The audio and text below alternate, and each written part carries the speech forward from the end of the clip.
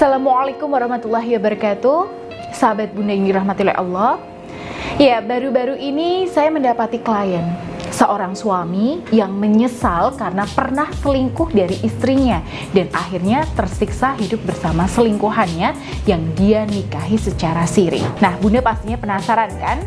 Oke, jadi klien saya ini seorang suami. Beliau ini kepincut dengan seorang lady companion alias LC, atau kita biasa sebut dengan sebutan pemandu karaoke. Beliau mengakui bahwa beliau ini awalnya kepincut karena dua hal, Bun. Yang pertama, dia merasa kasihan karena si pelakor ini adalah seorang janda anak satu. Dan yang kedua, dia memang terbutakan oleh nafsu. Kita tidak bisa memungkiri ya Bun, bahwa orang yang suka berkecimpung di dunia malam, ya karaokean, hura-hura, pasti ya semuanya menggunakan hawa nafsu. Orang yang ada di dunia semacam ini itu pasti udah lost ya dalam mengumbar hawa nafsunya. Dan sudah pasti godaan terbesar seorang laki-laki adalah wanita. Ya, bahkan ada riwayat Rasulullah SAW bersabda bahwa tidaklah ada fitnah yang lebih besar sepeninggal beliau selain fitnahnya perempuan. Kebetulan klien saya ini terjebak dalam fitnah yang sangat besar ini, Bun. Awalnya klien saya ini menduga bahwa kehidupannya bersama wanita selingkuhan yang dia nikahi itu akan baik-baik saja. Ya, bisa jadi beliau mengira bahwa selingkuhannya ini bisa menambah kebahagiaan beliau. Tapi semakin dijalani, bukannya makin bahagia yang dia dapatkan, tapi malah sengsara. Kok bisa? Ya, semenderita apa sih memangnya, Bun? Oke, jadi beliau ini mengaku ke saya, ternyata wanita ini suka sekali memeras, menuntut, dan gak mau tahu. Ya, pokoknya pengen menang sendiri. Bahkan wanita ini merasa diperlakukan gak adil. Padahal klien saya ini ya alias si suami ini sudah berusaha memberi porsi yang cukup baik dalam hal nafkah maupun perhatian. Dan tentunya kalau si suami ini memberi porsi lebih pada istri pertama alias istri syah, yaitu kan hal yang wajar ya Bun. Apalagi istri pertama di sini alias istri syah di sini itu punya tanggungan anak. Jadi wajar kalau secara nafkah lahir memang istri pertama yang diutamakan. Tapi si pelakor di sini itu nggak mau tahu, Bun. Dia terus menuntut, ya, memeras, memojokkan, dan menyalahkan si suami.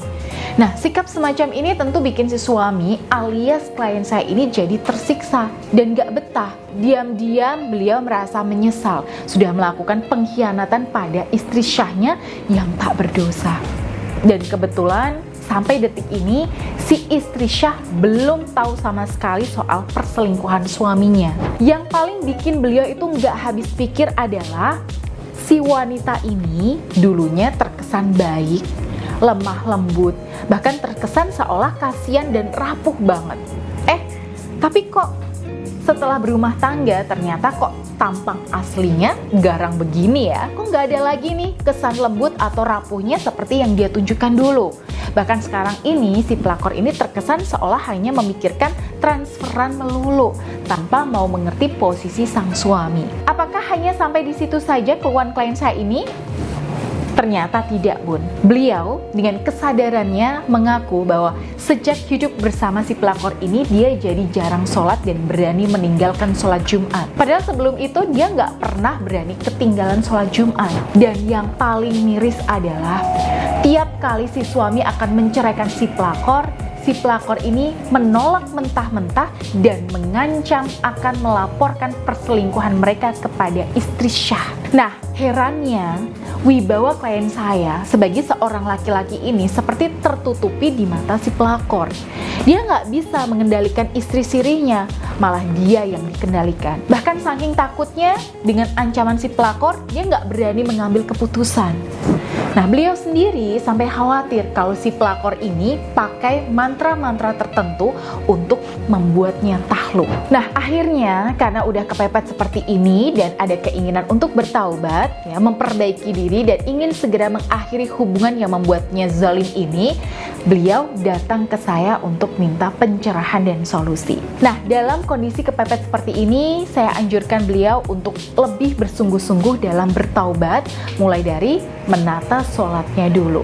Dan setelah itu baru saya ijazahkan amalan zikir dengan tasbih Karomah Ar-Rahman yang kali ini saya proseskan energinya khusus untuk meningkatkan aura kewibawaan dan harisma buat laki-laki. Saya minta beliau untuk tetap tenang agar beliau di sini bisa berpikir lebih jernih dan mengatur strategi untuk bisa menceraikan si pelakor dengan tegas dan berani, tapi dengan resiko yang terukur. Nah, jangan sampai beliau terburu-buru untuk mengambil keputusan karena khawatirnya ketika si pelakor di sini nekat, ya apalagi sampai main dukun, wah ini bisa ambyar kalau kita nggak siap. Makanya saat ini beliau saya minta untuk istiqomah dulu, ya untuk berzikir menggunakan tasbih Karomah Ar-Rahman sampai aura beliau ini bersih dari pengaruh pelakor tadi.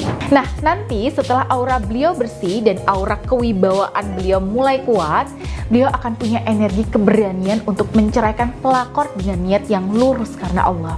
Ya, harapannya ketika niat udah bersih dan benar-benar taubat karena Allah, nanti Allah yang akan menjamin semuanya, termasuk menjaga rumah tangga beliau tetap harmonis. Sahabat Bunda, para istri yang dirahmati oleh Allah, apa yang bisa kita petik dari kasus klien saya ini? Banyak hal ya Bun. Tapi yang jelas, cepat atau lambat, pelakor yang punya niat buruk dan gak tulus itu pasti akan ketahuan boroknya. Nah, lalu yang kedua, laki-laki itu mendadak jadi lemah dan gampang dipengaruhi kalau dia selalu dijunjung egonya dan dipancing syahwatnya. Nah, terbukti nih, si pelakor ini di awal selalu menunjukkan kesan kasihan dan kesan butuh, sehingga klien saya ini merasa kasihan. Dan kalau sudah begitu, ya gampang sekali buat pelakor untuk mengunci hatinya. Dan yang ketiga, hikmah buat para suami, hati-hati ya dengan godaan wanita lain. Apa yang kelihatannya baik di luar belum tentu baik di dalam. Ketika Anda para suami berani meninggalkan istri Anda yang sudah setia mendampingi hanya demi mencari variasi-variasi lain, ingatlah, Anda harus siap menyesal di kemudian hari. Baik, buat para sahabat Bunda, para istri, kasus yang menimpa klien saya ini semoga bisa menjadi secercah harapan ya, terutama jika saat ini Bunda sedang mengikhtiarkan suami yang kepincut dengan wanita lain. Dan buat Bunda para klien saya, baik yang memaharkan cincin anira, tasbih Karomah Ar-Rahman atau sarana buka aura yang lain, pesan saya terus istiqomahkan ya Bun untuk mengaktifasi energi dan amalan zikirnya. Karena ya kita nggak tahu Bun, di hari keberapa dari ikhtiar kita, Allah itu akhirnya membukakan jalan dan menunjukkan kebesarannya. Baik, semoga video ini bermanfaat, dan jika Bunda ingin dibimbing secara profesional, silahkan bisa hubungi Mbak Dinda di nomor yang tertera di sini. Dan saya Bunda Ayu, wassalamualaikum warahmatullahi wabarakatuh.